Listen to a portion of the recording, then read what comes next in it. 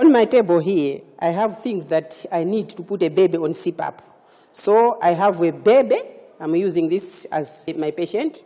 I have prongs in different size. Size 1, this is size 2, this is size 3, this is size 4. And the size is written in between the prongs here. The size, you'll find the size in between. And we have 3 types of hearts also.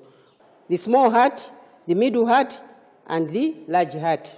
We have also 4 pins that we are going to use to attaching the heart and the prune to the baby, and 2 small little rubber to attach the prune to the head of the baby. I also have an OG for feeding. This is my tube that I'm going to put in the mouth for feeding, and I have a tube here for suctioning. We use it for suctioning. And I have my feeding syringe here that we're going to use for when feeding the baby. And I have a saline on my syringe to moisture the nostril of the baby.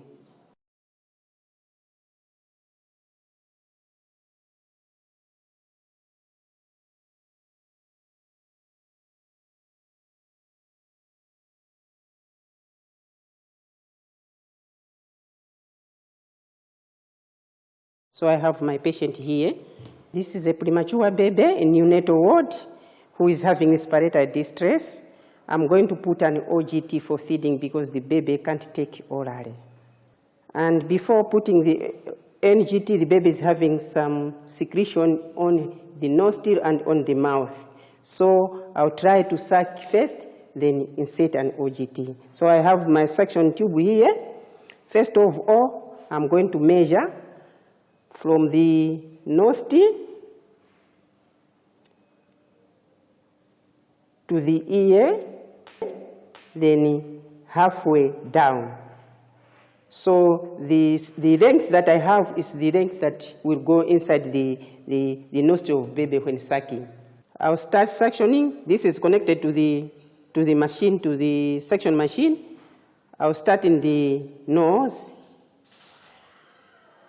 Usually we'll have a bowl of water near you to clear the tube. If I know that the nose are clear, I'll go into the mouth. I'll also suck. It should go the size that I have measured. I'll suck, then out.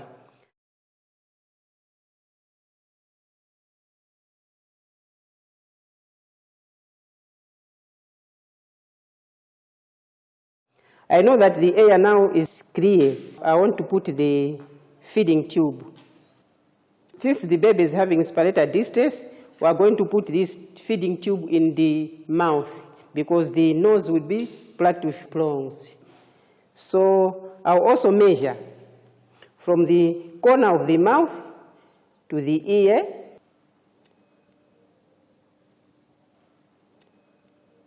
then to the sternum of the baby. Then I'll mark my length of the tube that I need to insert in the mouth. I'll use a very small tape to know the round. This will be the length that I'll need for feeding.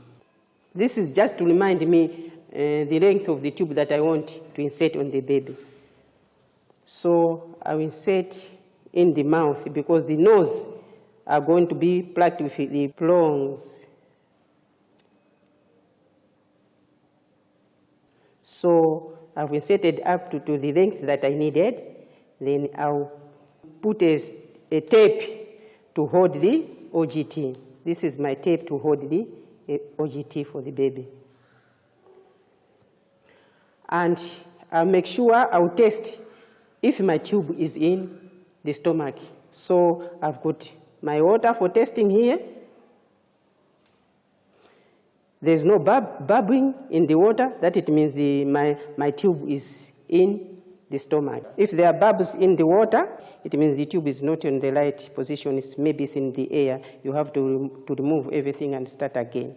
There's another way of testing. If you don't have to use the water, we test by the syringe.